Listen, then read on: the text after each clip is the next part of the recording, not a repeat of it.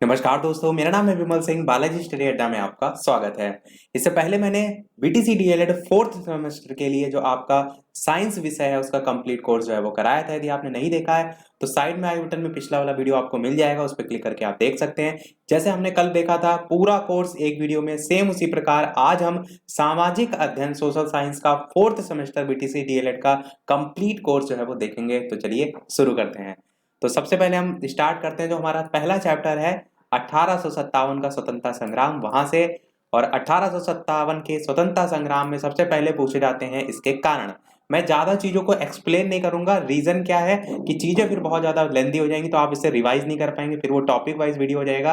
क्योंकि मैं पहले भी सोशल साइंस 3 से 4 पार्ट में करा चुका हूँ कंप्लीट। उसमें क्या मैंने एक एक चीजों को डिफाइन किया है। यहाँ पर हम क्या एक रिवाइज के तौर पर सारी चीजें देखेंगे कि अंतिम समय में अगर आप ये वीडियो देख के जाएंगे तो सब आपका रिवाइज हो जाएगा। तो सबसे पहला है कारण। तो राजनीतिक कारण पूछे जाते हैं तो आप कहेंगे दो दो कारण, एक एक पॉइंट इस टाइप से याद रखिए। तो राजनीतिक कारण में आप कहेंगे लॉर्ड डलहौजी जो है उसकी अपहरण नीति, या दूसरा पॉइंट याद रखेंगे पक्षपात पूर्ण न्याय प्रणाली। ये दो कारण हो जाएंगे किसमें, 1857 ईस्वी के प्रथम स्वतंत्रता के जो कारण है, प्रथम स्वतंत्रता संग्राम के उसके राजनीतिक कारण में। धार्मिक कारण में आप अगर बात करें तो चर्बी लगे कारतूस आपके जो है वो धार्मिक कारण में आएंगे। इसमें क्या होता था, सुअर की चर्बी लगी होती थी, उसे दांत से जो है वो खोलना होता था और ये धार्मिक भावना को ठेस पहुंचाने वाला था, तो वो भी एक कारण में जो है वो आता है। सैनिक कारण में बात करें तो भारतीयों को उच्च पद पर ना रखना। आर्थिक कारण की बात करें तो कुटीर उद्योग धंधों का विनाश जो है धीरे धीरे होने लगा। क्यों? क्योंकि नई नई मशीनें लगाई जाने लगी, तो कहीं ना कहीं जो जो श्रमिक हैं, कारीगर हैं, उनका रोजगार छिन जाएगा। फिर पांचवा आपका पॉइंट हो जाएगा सामाजिक कारण, जिसमें अंग्रेजी भाषा और अंग्रेजी सभ्यता का विरोध जो है इसमें कारण आएगा। देखिए पूछा ऐसे अधिकतर जाता है कि इसके कारण लिखिए, तो आप इस टाइप से पॉइंट वाइज लिखेंगे राजनीतिक कारण, धार्मिक कारण, तो ज्यादा इफेक्ट पड़ता है। और आप चाहें तो इसमें एक दो पॉइंट और बढ़ाकर लिख सकते हैं डिटेल में जो मैंने चीजें बताई उसको लेकर। फिर बात करते हैं 1857 ईस्वी के स्वतंत्रता संग्राम की असफलता के कारण। तो यहां पर तो मैंने दो ही पॉइंट लिखे हैं, पर आपको थ्योरी में पूरा भूमिका बनाकर लिखनी होगी। यहां पर समझ लीजिए दो सबसे मेन जो कारण है, क्रांति समय से पहले हो गई थी। पहला आपका जो तारीख याद रखनी है आपको वो ये याद रखनी है 31 मई 1857। ये तारीख जो है वो तारीख है जिसमें आपकी क्रांति हुई थी, पर जो निश्चित की गई थी वो 10 मई 1857 ईस्वी को की गई थी। यानी आप क्या कहेंगे, समय से पहले जो है क्रांति का होना, जिससे लोग प्रिपेयर नहीं है। अब आपको ये बताया जाए कि आपके 4 दिन बाद पेपर है, आप उस तरीके से तैयारी करेंगे अपनी, और ऐसा हो कि कल ही पेपर ले लिया जाए, तो वही चीज है 1857 ईस्वी स्वतंत्रता संग्राम के असफलता के।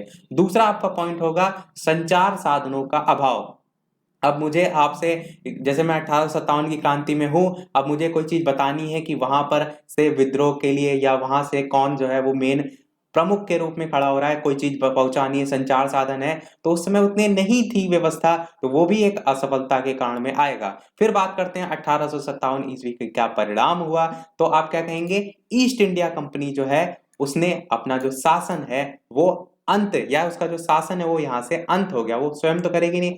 1857 ईस्वी के परिणाम में ये आप ध्यान रखिएगा। और दूसरा कारण है दत्तक पुत्र लेने का जो अधिकार है वो भी साथ ही साथ समाप्त हो गया। दत्तक पुत्र क्या होता है, गोद लेना जो होता है उसी को हम कहते हैं दत्तक पुत्र, तो वो भी यहां से समाप्त हो गया। तो तीनों पॉइंट आप ध्यान रखिएगा, एक आपका परिणाम, एक आपका असफलता के कारण, और एक आपका क्यों हुआ था। फिर बात करते हैं हमारा चैप्टर नंबर 2, जिसमें है मुस्लिम समाज सुधार आंदोलन। जिसमें यहां पर आपको एक छोटी सी ट्रिक याद रखनी है, वो ये है वा VADA F, यानी कि वादा जो है, देखिए VADA लिखा है वादा, और F मतलब फेल हो गया। जब बात की जाए मुस्लिम समाज सुधार आंदोलन की, तो बस आपको छोटी सी ट्रिक याद रखनी है, वादा जो है वो फेल हो गया। अब V जो है इससे होगा आपका वहाबी आंदोलन। जितने भी ये नाम लिखे हुए हैं ये सभी मुस्लिम समाज सुधार से संबंधित हैं। ए जो आपका दे रखा है इससे होगा अलीगढ़ आंदोलन। फिर डी जो दे रखा है इससे होगा देवबंद आंदोलन, और ए जो दे रखा है इससे आपका अहमदिया आंदोलन होगा, और एफ जो है इससे आपका हाजी शरीयत उल्लाह, जिसको हम फराजी आंदोलन के नाम से भी जानते हैं। और एफ से ही आपको फराजी आंदोलन जो है वो ध्यान रखना है। नहीं, एक्चुअल में ये आंदोलन का नाम नहीं है, ऊपर नीचे लिखा है। एफ जो है इससे आपका क्या होगा, फराजी आंदोलन होगा। और ये दिया जिसने था उसका नाम यहाँ पर ऊपर मैंने लिख दिया, हाँ ये सही है। अब वहाबी आंदोलन की बात करें तो सैयद अहमद बरेलवी, ये सभी क्या है, संस्थापक के रूप में एक एक नाम ध्यान रखना है। अलीगढ़ की बात करते हैं, नीचे हम डिटेल में बात करते हैं, पर अलीगढ़ में यदि संस्थापक की बात करें तो सैयद अहमद खां। देवबंद आंदोलन की बात करें तो मुस्लिम उलेमा। अहमदिया आंदोलन की बात करें तो मिर्जा गुलाम अहमद। और फराजी आंदोलन की बात करें तो हाजी शरीयत उल्लाह। अब देखिए प्रश्न कैसे आएगा, प्रश्न आपसे ये नहीं पूछेगा डायरेक्ट कि देवबंद आंदोलन जो है उसके संस्थापक, अधिकतर जो पूछने के चांसेस हैं वो ये होगा कि मुस्लिम समाज सुधार आंदोलन के बारे में बताइए, या क्या क्या सुधार हुए, या कौन से प्रमुख उसमें आंदोलन चलाए गए। तो कोई भी टाइप का प्रश्न आए आपको लिखना यही है, क्योंकि ये सबसे मेन पॉइंट है। बाकी तो आप अपने आप से बहुत सी चीजें बनाकर लिख सकते हैं। अब बात करते हैं यहाँ पर जो अलीगढ़ आंदोलन है, जो कि सैयद अहमद खां जो है उसके संस्थापक हैं, इसी के संबंध में कि 1875 में अलीगढ़ में मोहम्मडन एंग्लो ओरिएंटल कॉलेज की स्थापना 1920 में जो है वो की गई थी, और इसी का बाद में नाम बदल गया था। स्थापना कब हुई थी? 1875 में, पर जो नाम बदला था वो 1920 में बदला था। अलीगढ़ मुस्लिम विश्वविद्यालय नाम हो गया था। मैं एक बार इस चीज को फिर से रिपीट करता हूं कि सैयद अहमद खां जो है, इनके संदर्भ में ये आपको याद रखना है कि 1875 में अलीगढ़ में मोहम्मडन एंग्लो ओरिएंटल कॉलेज की स्थापना हुई थी। कब हुई थी? 1875 में। पर इसी का नाम 1920 में बदलकर अलीगढ़ मुस्लिम विश्वविद्यालय जो है वो रख दिया गया था। इतनी चीज आप याद रखेंगे। बढ़ते हमारा नेक्स्ट जो चैप्टर है उसकी तरफ, जो है आपका ब्रह्म समाज। ब्रह्म समाज में आपको क्या ध्यान रखना है? सबसे पहले उसके संस्थापक, तो आप कहेंगे राजा राम मोहन राय, बिल्कुल सही हो जाएगा। फिर राजा राम मोहन राय ने स्थापना कब की ब्रह्म समाज की? तो आप कहेंगे 1828 ईस्वी में कोलकाता में जो है वो स्थापना की। फिर आपको कुछ सन भी याद रखने हैं। अच्छा, एक ट्रिक ये भी याद रखिए कि ब्रह्मा जो है वो भगवान का नाम होता है, उसी से आप याद रखिए कि जो इसकी स्थापना की थी वो भी राम भगवान का नाम है। तो आपको ट्रिक्स जोड़ने में इसमें आसानी रहेगी कि ब्रह्म समाज की स्थापना, कई बार लगता है ना कि स्वामी विवेकानंद जी ने तो नहीं की, जब ऑप्शन में दिया होता है तो भूलिएगा नहीं कभी, ब्रह्मा भी भगवान है, राम भी भगवान है, तो ब्रह्म समाज की स्थापना राजा राम मोहन राय ने। फिर कुछ आपको यहाँ पर पॉइंट याद रखने हैं। सबसे पहला है संवाद कॉमेडी। ये कोलकाता से प्रकाशित बंगाली साप्ताहिक पत्र था 1821 में, ब्रह्म समाज से संबंधित, यानी कि राजा राम मोहन राय से संबंधित। इसके अलावा एक सन ये आपको याद रखना है 1815 में, जिसमें आत्मीय सभा की स्थापना जो है वो हुई थी। कब? 1815 में आत्मीय सभा की स्थापना। फिर एक सन आपको याद रखना है 1817 से संबंधित कि हिंदू कॉलेज की स्थापना हुई थी, और डच घड़ीसाज डेविड हेयर के सहयोग से स्थापना हुई थी। ये वैसे नहीं पूछा जाएगा, केवल और केवल आप सन जो है वो याद रखिएगा। फिर बात करते हैं 1825 में, तो कलकत्ता वेदांत कॉलेज की स्थापना हुई थी। कब? 1825 में। ये मुख्यतः सन है, इसी से संबंधित है, ब्रह्म समाज राजा राम मोहन राय से संबंधित, तो ध्यान रखिएगा। अब एक और ट्रिक पे पार्ट पर बढ़ते हैं, और वो ट्रिक है आपकी बीजेपी बीएससी। ये ट्रिक किसकी है? ब्रह्म समाज की। जब आपसे बात की जाए कि ब्रह्म समाज ने किन किन जो बिंदु हैं उस पर जोर दिया था, किन किन जो उस समय कुरीतियां व्याप्त थी उसको दूर किया था, तो आपको याद रखना है बीजेपी बीएससी। बी से आपका बाल विवाह, जे से आपका जाति प्रथा, पी से आपका पर्दा प्रथा, फिर जो बी आया उसे बहु विवाह, 2 बार बी आया, इस चीज का ध्यान दीजिएगा। फिर एस जो आया उसे सती प्रथा, और जो सी आया है उससे आपका छुआछूत जो है वो हो जाएगा। तो ये आप छोटी सी ट्रिक ध्यान रखिएगा, बीजेपी बीएससी। कई बार क्या होता है जब प्रश्न में आता है तो ध्यान नहीं आता है कि बाल विवाह याद आ रहा है, जाति प्रथा याद आ रहा है, और पॉइंट नहीं याद आते हैं, तो ये आपको एक साथ चीजों को जोड़ने में हेल्प करेगा बीजेपी बीएससी। फिर हम बात करते हैं हमारा नेक्स्ट, जो कि आपका क्या है? प्रार्थना समाज। प्रार्थना समाज की बात करें तो सबसे पहले पूछा जाएगा आपसे संस्थापक, तो आप कहेंगे आत्माराम पांडुरंग जो है वो संस्थापक हैं, और इन्होंने केशव चंद्र सेन के सहयोग से प्रार्थना समाज की स्थापना जो है वो की थी। इतना सब पूरा लाइन आपको लिखना होगा जब संस्थापक या स्थापना के तौर पर प्रश्न पूछा जाए। फिर बात करते हैं कि प्रार्थना समाज जो है इसको आगे बढ़ाने का श्रेय किसे जाता है, तो आप कहेंगे महागोविंद रनाडे जो है इनको जाता है। इन्होंने 1884 में पूना दक्कन एजुकेशन एसोसिएशन की स्थापना की। एमसीक्यू में इस टाइप के प्रश्न काफी जो है वो पूछे जाते हैं। और प्रार्थना समाज की स्थापना कब और कहां हुई, तो आप कहेंगे 1867 में। कब? 1867 ईस्वी में बंबई में जो है वो प्रार्थना समाज की स्थापना हुई थी। और इस चीज को भी ध्यान से समझिए, जो ईश्वर चंद्र विद्यासागर हैं, जो कि समर्थक के रूप में थे इसी के, विधवा पुनर्विवाह के समर्थक के रूप में भी ये जाने जाते हैं। पॉइंट है, ध्यान रखिएगा इसी से संबंधित। प्रार्थना समाज के बारे में 2 पॉइंट ये ध्यान रखिए कि जो ब्रह्म समाज है उसकी एक यही शाखा के रूप में जानी जाती है, और दूसरा पॉइंट कि धार्मिक सुधारों की अपेक्षा सामाजिक सुधार पर इसमें विशेष बल दिया गया था। किसमें? आपका जो प्रार्थना समाज है उसमें धार्मिक सुधारों की अपेक्षा सामाजिक सुधारों पर विशेष बल दिया गया था। बढ़ते हैं हमारे नेक्स्ट पॉइंट की तरफ, जो कि है आपका, ये एक छोटी सी रचना है। अगले पर बढ़ने से पहले आपको ध्यान रखना है कि जो ज्योतिबा फूले इनकी पुस्तक है जिसका नाम है गुलामगिरी, ये जरूर ध्यान रखिएगा। फिर जो आपका यहाँ पर 1873 सन दे रखा है, इससे आपको याद रखना है क्या? ये सत्यशोधक समाज की स्थापना। प्रश्न पूछा जाएगा सत्यशोधक समाज की स्थापना किसने की, तो आप क्या कहेंगे? पुस्तक जिनकी थी ज्योतिबा फूले की, इन्होंने ही सत्यशोधक समाज की स्थापना की। फिर कब की? तो 1873 में की। फिर एक और पॉइंट नीचे लिखा हुआ है कि यहाँ पर आपको याद रखना है 1906 में मुंबई में प्रोफेसर कर्वे थे जिन्होंने भारतीय महिला विश्वविद्यालय की स्थापना की थी। इस टाइप के जो प्रश्न हैं वो किसमें पूछे जाते हैं? तो आपके एमसीक्यू में जो है वो पूछे जाते हैं। अगला देखते हैं हमारा आर्य समाज। सबसे पहले पूछा जाता है स्थापना किसने की, तो आप कहेंगे स्वामी दयानंद सरस्वती ने जो है वो आर्य समाज की स्थापना की। आर्य समाज के जो संस्थापक थे जिनका नाम था दयानंद सरस्वती, इनका मूल नाम क्या था? तो आप कहेंगे मूल शंकर। बचपन का नाम या मूल नाम ऐसे करके पूछा जाता है, तो आप कहेंगे मूल शंकर नाम था। फिर स्थापना इन्होंने कब की? तो आप कहेंगे 1875 में की। कहाँ की? तो बंबई में स्थापना की थी। बाद में इन्होंने स्थानांतरण कर दिया था, कहाँ? लाहौर जो है वो कर दिया था। अब आर्य समाज के बारे में थोड़े से पॉइंट आप याद रख सकते हैं इस वे दोनों से। वे दोनों में छोटी सी ट्रिक है, यहाँ आप इसे वे दोनों पढ़ सकते हैं और वेदों और पढ़ सकते हैं। तो वेदों से आप याद रखेंगे वेद ही इसमें ज्ञान का स्रोत थे, किसमें? आपका आर्य समाज में। और दोनों से याद रखेंगे, दो बात की जा रही लड़के लड़कियों की, इनकी न्यूनतम विवाह की आयु भी निश्चित की गई थी, 25 वर्ष लड़के की और 16 वर्ष जो है वो लड़कियों की। और साथ ही साथ आपको वे दोनों से ही ये भी याद रखना है कि लड़के और लड़कियों की जब बात की जा रही तो विधवा पुनर्विवाह और अंतर जातीय विवाह की बात भी इसी में की गई है, यानी कि आपका आर्य समाज में ही की गई है। मैं थोड़ा सा इसको छोटा कर देता हूं, देख लीजिए। विधवा पुनर्विवाह और अंतर जाति विवाह भी, इसको आपको केवल इतना याद रखना है, वे दोनों।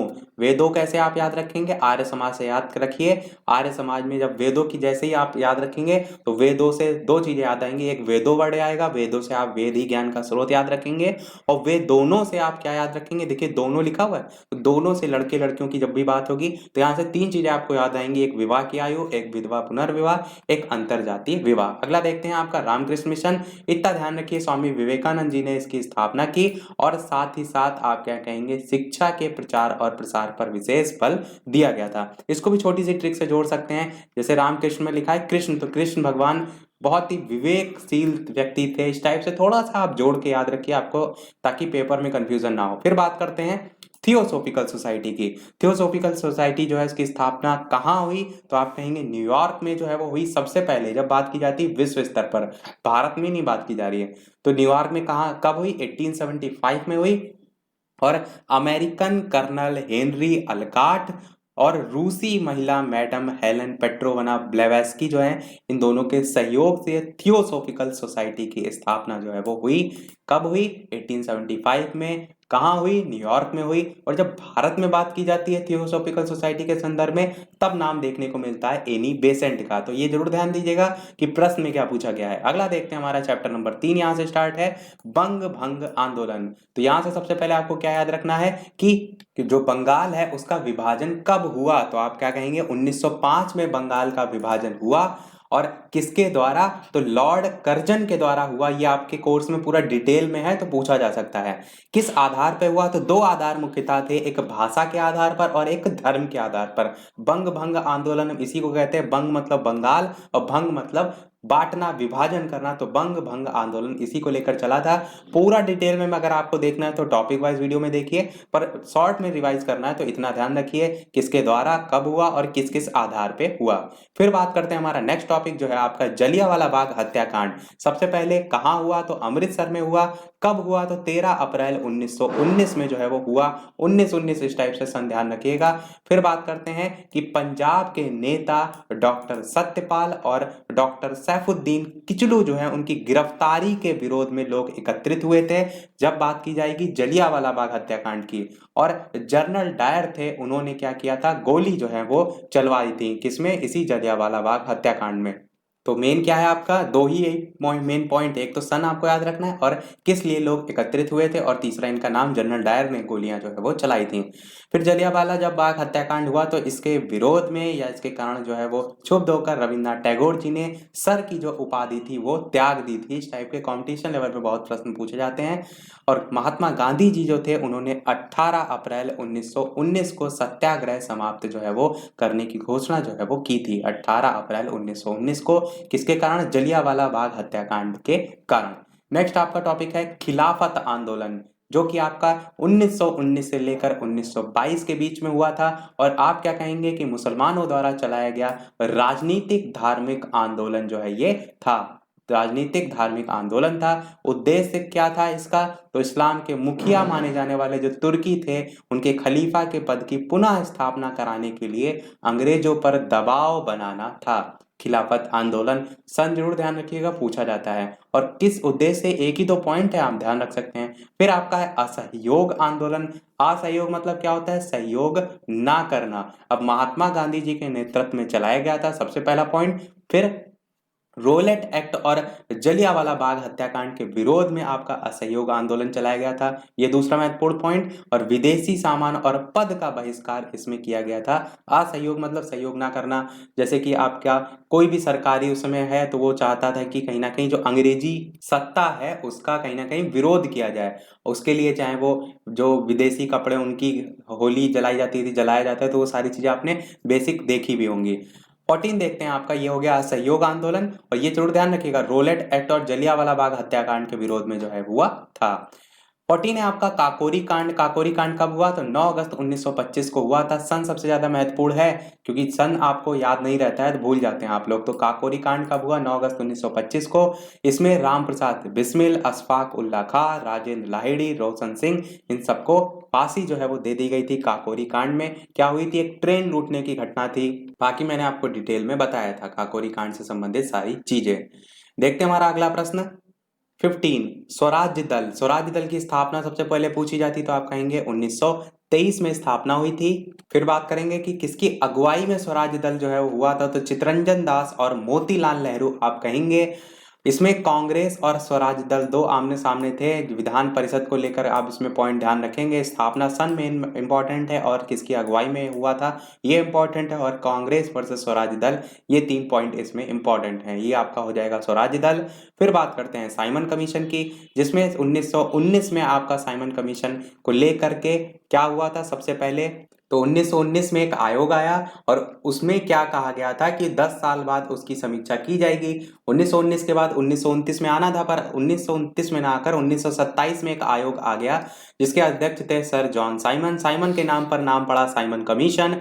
और इस साइमन कमीशन वापस जाओ इस टाइप के नारे लगे थे। रीजन क्या था उसका, क्योंकि साइमन कमीशन में जो है सभी जो 7 सदस्य थे वो सभी श्वेत यानी कि अंग्रेज थे, भारतीयों को उसमें जगह ही नहीं मिली थी, तो कहीं ना कहीं उसका विरोध होने लगा। तो वही था साइमन कमीशन, वापस जाओ। तो साइमन कमीशन आया कब था, तो आप कहेंगे 1927 में आया था। अध्यक्ष इसके सर जॉन साइमन थे और 7 सदस्य इसमें थे।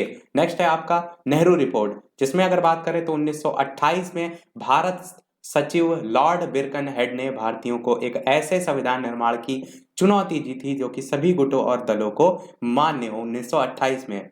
फिर अगस्त 1928 में जो मोतीलाल नेहरू थे उनकी अध्यक्षता में बनी एक उप समिति ने नेहरू रिपोर्ट जो है वो पेश की। फिर ये जो रिपोर्ट थी इसमें क्या हुआ, भारत को डोमिनेंट स्टेट का दर्जा दिए जाने की मांग पर बहुमत था, पर कुछ पूर्ण स्वतंत्रता के समर्थक भी थे। लखनऊ में डॉक्टर अंसारी के अध्यक्षता में पुनः जो है वो सर्वदलीय सम्मेलन हुआ जिसमें नेहरू रिपोर्ट को स्वीकार कर लिया गया था। तो ये था आपका नेहरू रिपोर्ट। नेक्स्ट पे बढ़ते हैं, आपका 18 वो है आपका मोहम्मद अली जिन्ना जो है उनकी 14 सूत्रीय मांगे।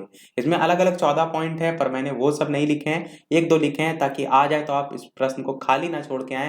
और वो है मुसलमानों को पर्याप्त अवसर या स्थान देने के उद्देश्य से सिंध को बंबई से अलग करके एक नया प्रांत बनाया जाए। 14 सूत्रीय मांगों में से मैंने केवल एक ही लिखी है, आप चाहें तो अलग से जाकर इसे पढ़ सकते हैं। यहाँ पर 14 की 14 नहीं लिखी, पर जो मेन थी वो मैंने आपको लिख दी। अगला देखते हैं आपका सविनय अवज्ञा आंदोलन कब आया। तो आप कहेंगे गांधी जी जो थे, महात्मा गांधी जी, उन्होंने 12 मार्च 1930 को नमक सत्याग्रह जो है उसकी शुरुआत की थी। दूसरा फिर आपको सन याद रखना है कि 12 मार्च 1930 नमक सत्याग्रह की शुरुआत के बाद 6 अप्रैल 1930 को, कब 6 अप्रैल 1930 को, मार्च से अप्रैल ज्यादा देखिए डिफरेंस नहीं है, उसको दांडी में गांधी जी ने नमक कानून जो है वो तोड़ा था और यहीं से सविनय अवज्ञा आंदोलन की शुरुआत जो है वो हुई थी। तो ये सन जरूर ध्यान रखिएगा और साथ ही साथ तारीख भी इसकी, क्योंकि मार्च अप्रैल डिफरेंस नहीं है। ये 24 दिन की लंबी यात्रा थी, देखिए यहाँ पर साथ में लिखा भी हुआ है। अगला देखते हैं आपका 20 नंबर पॉइंट। इसके अलावा वीडियो पसंद आ रहा हो तो जितने लोग भी वीडियो देख रहे हैं सभी लोग वीडियो को लाइक अवश्य कर दीजिएगा। आपके लिए यहाँ इतनी सारी मेहनत की जा रही है तो आपका एक लाइक तो छोटा सा वीडियो पर बनता ही है, तो सभी लोग वीडियो को लाइक अवश्य कर दीजिएगा ताकि मुझे भी मोटिवेशन मिलता रहे और भी आगे इसी प्रकार अच्छी से अच्छी चीजें मैं आपके लिए लेकर आता रहूं। देखते हैं हमारा गोलमेज सम्मेलन। 3 गोलमेज सम्मेलन हुए थे, प्रथम, द्वितीय और तृतीय। केवल आपको समय याद रखना है कि 1930 से लेकर 1932 तक तीनों ही हुए थे। पहला जो है जिसमें 12 नवंबर 1930 से 31 जनवरी 1931 लंदन में हुआ था। दूसरा, ये लंदन में तीनों ही हुए थे, पहला नहीं। दूसरा गोलमेज सम्मेलन जो है 7 सितंबर 1931 से 1 दिसंबर 1931 को हुआ था। इसमें गांधी जी ने कांग्रेस का नेतृत्व किया था। और जो तीसरा गोलमेज सम्मेलन था वो आपका कब से कब तक हुआ, तो आप कहेंगे 17 नवंबर 1932 से 24 दिसंबर 1932 तक जो है वो हुआ था। अब तीनों में जो ये सन है आप देख रहे हैं नवंबर दिसंबर, ये एक दो जगह आपको बुक या गाइड अलग अलग देखने को मिल जाएगा, पर सन मेन आपको ध्यान रखना है कि 1930 से 1932 तक तीनों ही गोलमेज सम्मेलन हुए थे। तीनों गोलमेज सम्मेलन लंदन में ही हुए थे। 21 देखते हैं पॉइंट आपका पूना पैक्ट। पूना पैक्ट की बात करें तो सबसे पहले कब हुआ, तो आप कहेंगे 24 सितंबर 1932 को जो है वो हुआ था। महात्मा गांधी जी और भीमराव अंबेडकर के मध्य हुआ था। दलित वर्ग के लिए इसमें अलग से निर्वाचक मंडल को त्याग दिया गया था। एक दो पॉइंट भी अंदर के पता होने चाहिए। आरक्षित सीटों की संख्या की बात करें तो प्रांतीय विधानमंडल में 71 से बढ़ाकर 147 कर दी गई थी और केंद्रीय विधायिका में कुल सीटों को 18% जो है वो कर दिया गया था। मेन आपको ध्यान रखना है किसके किसके बीच हुआ था और कब हुआ था। जो चीज मैंने यहाँ ब्लैक से लिखी है वो आपको एकदम रट के रखनी है और जो रेड से लिखा है वो जब आपका लघु में आएगा तो उसमें अंदर पॉइंट आपको लिखने होंगे। अगला प्रश्न देखते हैं 22। प्रश्न क्या आपका पॉइंट है, गांधी इरविन समझौता। गांधी जी, महात्मा गांधी जी और लॉर्ड इरविन के बीच जो समझौता हुआ था उसे हम जानते हैं गांधी इरविन समझौता। कब हुआ था, 5 मार्च 1931 को हुआ था। इसमें 4-5 शर्तें भी हैं, वो मैंने डिटेल वाले वीडियो में आपको बताई थी, जो महात्मा गांधी जी ने इनके सामने रखी थी और लॉर्ड इरविन जो है इन्होंने महात्मा गांधी जी के सामने रखी थी। जैसे मैं आपको कुछ बता भी दूं, जैसे कि जो महात्मा गांधी जी ने अपनी शर्तें रखी थी और जो लॉर्ड इरविन ने मांगी थी, उसमें सबसे पहले ये थी कि जो हिंसा के जो आरोपी थे उनको छोड़कर बाकी जो आपके स्वतंत्रता आंदोलन में भाग ले रहे हैं उनको छोड़ दिया जाए और साथ ही साथ जो संपत्ति वगैरह जब्त कर ली गई है उसको भी जो है वो रिलीज किया जाए। ये सभी महात्मा गांधी जी की शर्तें थी जो लॉर्ड इरविन ने मानी थी। इसी प्रकार बात करते हैं जो महात्मा गांधी जी जो है उन्होंने मानी थी लॉर्ड इरविन की। तो लॉर्ड इरविन ने कहा था कि जो दूसरा गोलमेज सम्मेलन है उसमें कांग्रेस भाग लेगी। तभी तो मैंने अभी ऊपर आपको दिखाया था कि जो कांग्रेस है उसमें मैं आपको दिखा भी देता हूँ, जो मैंने आपको गोलमेज सम्मेलन लिखा था, दूसरा गोलमेज सम्मेलन जो है उसमें महात्मा गांधी जी ने कांग्रेस का नेतृत्व किया था। तो ये यही शर्त रखी गई थी, इसी के तहत वो सारी चीजें जो है आपकी आई थी। तो देखिए कैसे एक दूसरे से इंटरलिंक है सारी चीजें। इसी के साथ साथ सविनय अवज्ञा आंदोलन को स्थगित करने को लेकर भी लॉर्ड इरविन ने अपनी शर्त में रखा था। अगला देखते हैं हमारा 23, भारत छोड़ो आंदोलन कब आया, तो आप कहेंगे 14 जुलाई 1942 को भारत छोड़ो आंदोलन चलाया गया था। वर्धा में इसके संदर्भ में प्रस्ताव पारित हुआ था और 9 अगस्त 1942 में जो है ये हुआ था। यानी जो वर्धा में प्रस्ताव पारित हुआ था वो 14 जुलाई 1942 को हुआ था, पर जब ये भारत छोड़ो आंदोलन के एक्चुअल समय की बात की जाए कि हुआ कब था, तो 9 अगस्त 1942 को हुआ था। अधिकतर 1942 केवल सन देखने को मिलता है, पर आपको साथ में तारीख भी याद रखनी है क्योंकि मेन चीजें हैं तो याद रखिएगा। अगला देखते हैं उदारवादी नेताओं के नाम। तो जैसे कि महात्मा गांधी जी हो गए, पंडित जवाहरलाल नेहरू हो गए, दादा भाई नौरोजी हैं, गोपाल कृष्ण गोखले, ये सभी क्या हैं, उदारवादी नेता हैं। नरम दल गरम दल मैंने आपको बताया था, गरम दल में लाल बाल पाल, लाल गंगाधर तिलक, बाल यानी कि बाल लाल से लाला लाजपत राय, बाल से बाल गंगाधर तिलक और पाल मतलब विपिन चंद्र पाल, ये गर्म दल में ध्यान रखिएगा। और नरम दल में ये सभी नाम आप ध्यान रख सकते हैं क्योंकि उदारवादी नाम ही वही है। अगला है मौसम और जलवायु में अंतर। लगभग 4-5 आपको पता होना चाहिए। जो एक्चुअल मेन अंतर होता है वो ये कि जो मौसम होता है वो आपका लघु काल अवधि का समय होता है और जलवायु जो है आपकी दीर्घ काल अवधि का समय होता है। अगला प्रश्न देखते हैं, अगला पॉइंट 26, भारत के भू आकृतिक प्रदेश तो कितने भागों में बांटा गया है? मुख्यतः 4 भागों में बांटा गया है। एक आपका होता है उत्तर का विशाल मैदान, दूसरा होता है उत्तर का पर्वतीय भाग, तीसरा होता है आपका दक्षिण का पठार और चौथा होता है तटीय मैदान। तो उत्तर का विशाल मैदान में आपका जलोढ़ मैदान आता है।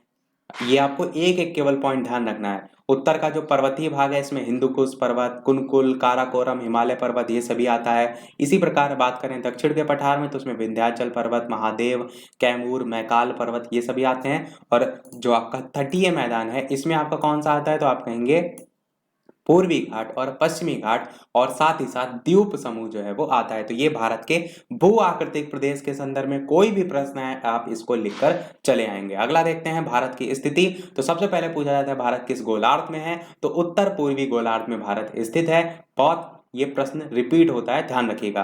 फिर बात करते हैं क्षेत्रफल की भारत का, तो 32,87,263 वर्ग किलोमीटर जो है आपका क्षेत्रफल हो जाएगा। और साथ ही साथ भारत में यहाँ पर देख लीजिए, ये भारत की स्थिति हो गया। ये आपका जो ऊपर वाला होता है ये 66.5 डिग्री उत्तरी अक्षांश है। इसी के अलावा जो नीचे वाली है वो 23.5 डिग्री में आती, बीच में जो है 0 डिग्री। और इस प्रकार ये मकर रेखा है। ये सभी यहाँ पर नाम भी लिखे हुए हैं। ये जो है आपकी ऊपर वाली ये कर्क रेखा है, बीच वाली विषुवत रेखा है। विषुवत रेखा को हम भूमध्य रेखा के नाम से जानते हैं। और उसी के साथ साथ जो नीचे यूं गई है ये आपकी मकर रेखा है। और नीचे सबसे दक्षिणी ध्रुव है, ऊपर उत्तरी ध्रुव है। अक्षांश भी सारे लिखे हुए हैं। एक चीज और ध्यान दीजिए, जो 21 जून है यहाँ पर दिन सबसे लंबा होता है। 21 मार्च जो है यहाँ पर दिन रात बराबर होती है। और जो 22 दिसंबर है उसमें रात जो है वो सबसे बड़ी होती है। तो ये कुछ पॉइंट है वो ध्यान रखिएगा। यहाँ पर भी देखिए लिखा है 23 सितंबर जो है जहाँ पर दिन रात बराबर होते हैं। 21 मार्च और 23 सितंबर दो ऐसे दिन हैं जहां पर दिन रात बराबर होते हैं। बाकी आप ये बेसिक चीजें ध्यान रखिएगा। इसके बाद बात करते हैं भारत की स्थिति। भारत की स्थिति के संदर्भ में कोई भी प्रश्न आपका आए, आपको ये एक्चुअल भारत की जो स्थिति है अक्षांश और देशांतर के आधार पर ये एज इट इज लिखनी है। देखिए सबसे पहले बात करते हैं उत्तर के संदर्भ में, तो आप कहेंगे 8 डिग्री 4 मिनट उत्तरी अक्षांश से लेकर के 37 डिग्री 6 मिनट, ये जो इस प्रकार से लाइन खींची हुई इसे हम मिनट पढ़ते हैं। तो 8 डिग्री 4 मिनट उत्तरी अक्षांश से लेकर के 37 डिग्री 6 मिनट उत्तरी अक्षांश तक फैला हुआ है। और फिर हम कहेंगे 68 डिग्री 7 मिनट पूर्वी देशांतर से 97 डिग्री 25 मिनट पूर्वी देशांतर तक फैला हुआ है। ये रट लीजिएगा। भारत की स्थिति के संदर्भ में कोई भी प्रश्न आए ये अगर आप लिख देंगे तो ये एक्चुअल जो भारत की स्थिति है उसको जो है वो दर्शाता है। बात करते हैं हमारे नेक्स्ट पॉइंट की, उत्तर प्रदेश की कुछ जनजातियों के संदर्भ में। तो 4 लिखी हुई हैं, रट लीजिए, थारू, खसवार, बुक्सा और महिगिरी। कोई भी प्रश्न आए तो ये आप लिख सकते हैं। फिर बात करते हैं उत्तर प्रदेश की खनिज नीति कब आई, तो आप कहेंगे 29 दिसंबर 1998 को आई। 29 दिसंबर 1998 को। फिर बात करते हैं उत्तर प्रदेश की प्रमुख बहुउद्देशीय विद्युत परियोजना कौन कौन सी हैं। उत्तर प्रदेश की हैं, इस चीज को ध्यान दीजिए। रिहंद परियोजना है, शारदा परियोजना है, गंगा परियोजना है और ओबरा परियोजना है। ये 4 नाम ध्यान रखिएगा, ये सब आपके कोर्स में है। फिर बात करते हैं पुरातत्व संगठन के संदर्भ में। स्थापना कब हुई? 1951 में हुई। कहाँ हुई? तो लखनऊ में जो है वो स्थापना हुई। फिर बात करते हैं संयुक्त राष्ट्र संघ के 6 अंग के संदर्भ में। जितने भी 6 अंग देख रहे हैं इनको एकदम रट लीजिएगा।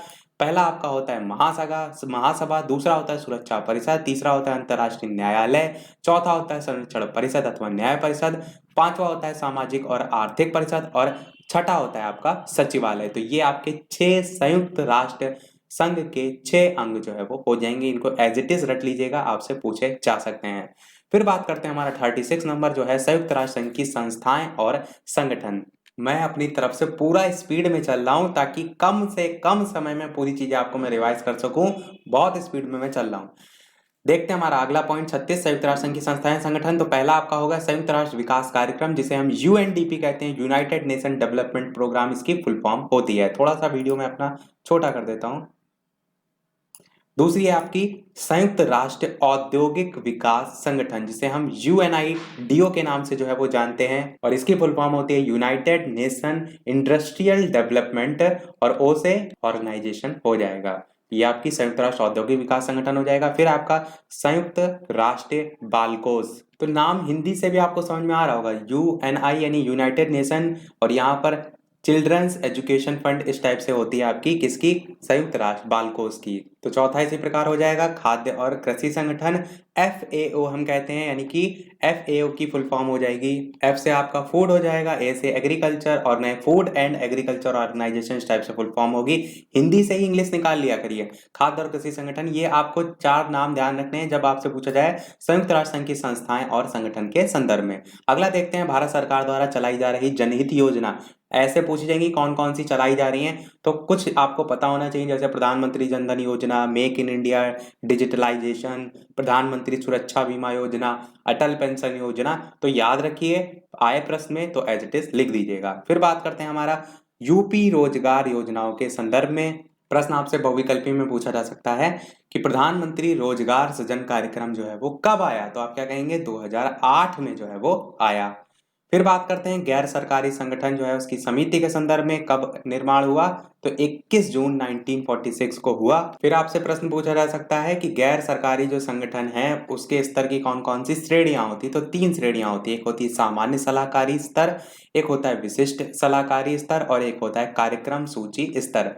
तो ये सब आपके याद रखने वाली चीजें हैं, ध्यान रखिएगा। अगला देखते हैं हमारा 40 प्रश्न पंचशील सिद्धांत, बहुत ज्यादा इंपॉर्टेंट, बहुत बार पूछा जाता है कि निर्माण वर्ष क्या था, तो 1954 था। मॉडल पेपर में मैंने पूछा भी था किसने स्थापना की थी। और यहाँ पर जो 5 पॉइंट लिखे हैं इनको आप याद रखिए, एकदम रट लीजिए पंचशील सिद्धांत के। सबसे पहला क्या है, आप कहेंगे सभी देशों द्वारा अन्य देशों की क्षेत्रीय अखंडता और प्रभुसत्ता का सम्मान करना। पहले हम क्या करेंगे, 2 लोग किसी को एज्यूम कर लीजिए, एक दूसरे का सबसे पहले तो वो सम्मान करें। दूसरा है आंतरिक मामलों में हस्तक्षेप ना करें, यानी हम आप तुम्हारे मैटर में नहीं आएंगे, तुम हमारे में नहीं आओगे। दूसरे पर आक्रमण ना करें, यानी लड़े भिड़े बिना आपस में। परस्पर सहयोग और लाभ को बढ़ावा दें, आपको जो काम है हम करेंगे, आप हमारे काम है, इस टाइप से।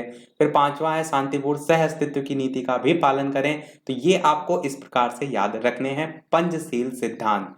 अगला देखते हैं आपका जनसंख्या नीति कब आई, तो आप कहेंगे सन 2000 में आई, जिसमें 3 टाइप के उद्देश्य रखे गए थे। एक आपका अल्प अवधि उद्देश्य था जो कम समय के लिए, मध्यम अवधि उद्देश्य जो उससे ज्यादा, और दीर्घकालीन उद्देश्य जो सबसे ज्यादा। दीर्घकालीन उद्देश्य में एक उद्देश्य भी है, वो है वर्ष 2045 तक जो जनसंख्या है उसको स्थिर रखने का लक्ष्य इसमें रखा गया था। फिर बात करते हैं जनगणना के संदर्भ में कुछ प्रश्न।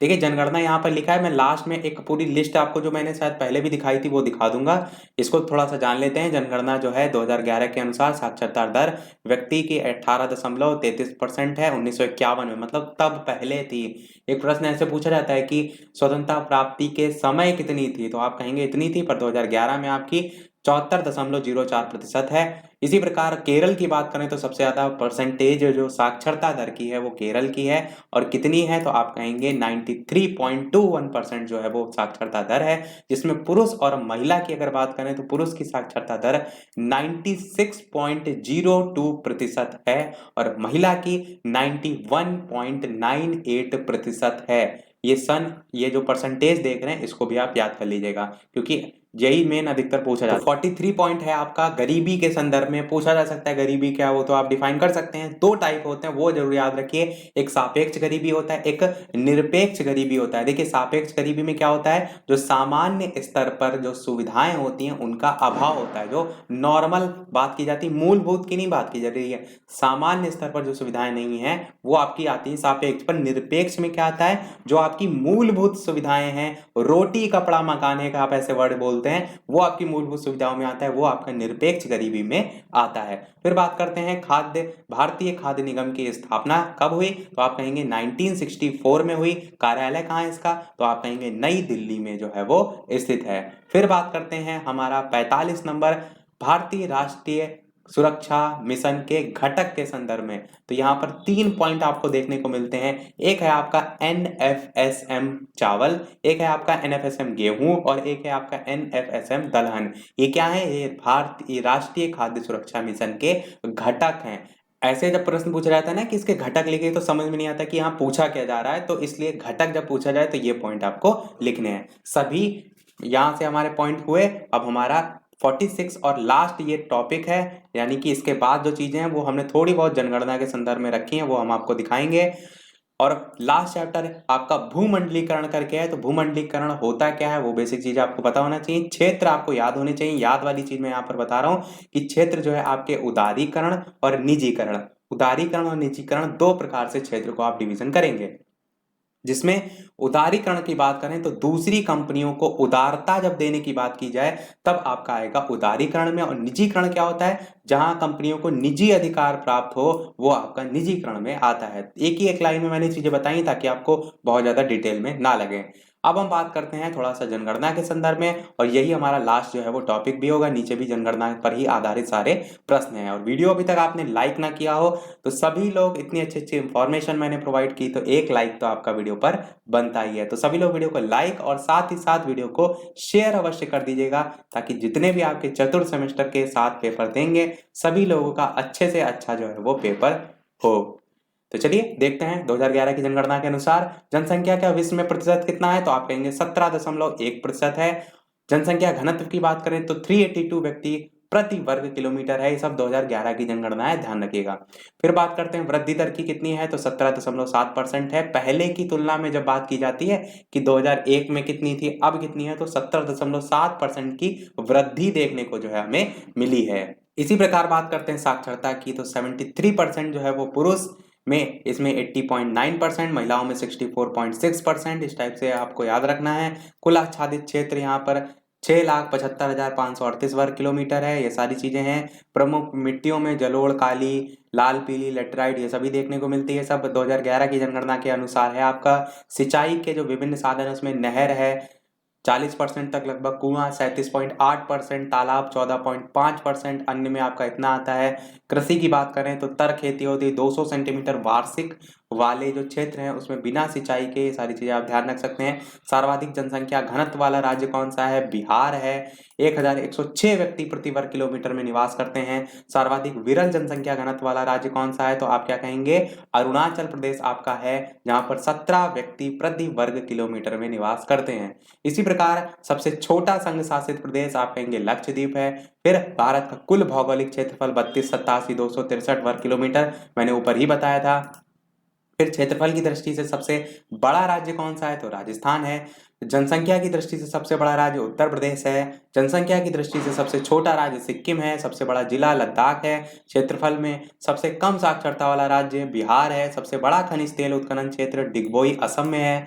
सबसे बड़ी कृत्रिम झील गोविंद सागर भाखड़ा नांगल में है। इसी प्रकार सबसे बड़ा प्राकृतिक बंदरगाह मुंबई में है। सबसे खूबसूरत सिनेमा घर आपका राज मंदिर जयपुर में है। सबसे लंबी समुद्री तटरेखा वाला राज्य गुजरात में है। इसी प्रकार सर्वाधिक राज्यों की सीमा से लगे राज्य जो है उसमें उत्तर प्रदेश है। और आप क्या कहेंगे कि सबसे लंबी रेल मार्ग जम्मू तवी से कन्याकुमारी है। सर्वाधिक खनिज उत्पादक राज्य झारखंड है। वर्षा की सर्वाधिक विषमता वाला राज्य केरल है। और सर्वाधिक चिकित्सकों वाला राज्य महाराष्ट्र है। तो पूरा हमारा कोर्स ए से लेकर जेड तक कंप्लीट हो गया। आपको लघु त्रिप्रश्न भी मैं कोशिश करूंगा पेपर से पहले या पेपर वाले दिन मैं आपको प्रोवाइड करूं, जिससे क्या होगा, लघु त्रिप्रश्न में आपको समझ में आता है कैसे कैसे प्रश्न आ चुके हैं। पर अभी आपका आज का वीडियो समाप्त हो गया। ज्यादा से ज्यादा वीडियो को लाइक और शेयर कर दीजिएगा। और इसके साथ जो आपका शांति शिक्षा वाला पेपर है उसका भी हम एक वीडियो में जो है पूरा कोर्स कराएंगे। वो SCERT वाली PDF से कराएंगे, क्योंकि आपकी जो राजन पवन है इन सब में इतना ज्यादा डिटेल में चीजें नहीं दे रखी हैं, उसमें ज्यादा अच्छे से दे रखे हैं। तो हम कोशिश करेंगे कल सुबह ही या तो शाम तक आपको SCERT PDF से पूरा कोर्स शांति शिक्षा वाला जो आपका पेपर है वो हम आपको प्रोवाइड करा दें। कोशिश करेंगे कि कल सुबह वही 11 बजे वाली आपकी एक टाइमिंग है। और अब तो सारे पेपर भी समाप्त हो गए हैं, तो मैं ऐसा भी करूंगा कि आपकी एक टाइमिंग मैं दोपहर में भी एक्स्ट्रा बढ़ा दूं। मैं अपनी तरफ से जितनी कोशिश कर सकूंगा मैं अपनी तरफ से करूंगा। बस आप लोग क्या करते रहिएगा, वीडियो को लाइक और शेयर, ताकि मुझे मोटिवेशन मिलता रहे, मैं आपके लिए और ज्यादा से ज्यादा मेहनत कर सकूं। तो आज के वीडियो में इतना ही। वीडियो पसंद आया हो लाइक अवश्य कीजिएगा, चैनल पर नए हो सब्सक्राइब जरूर कीजिएगा। मिलते हैं फिर अगले वीडियो में नए टॉपिक के साथ। तब तक के लिए नमस्कार। Thank you for watching.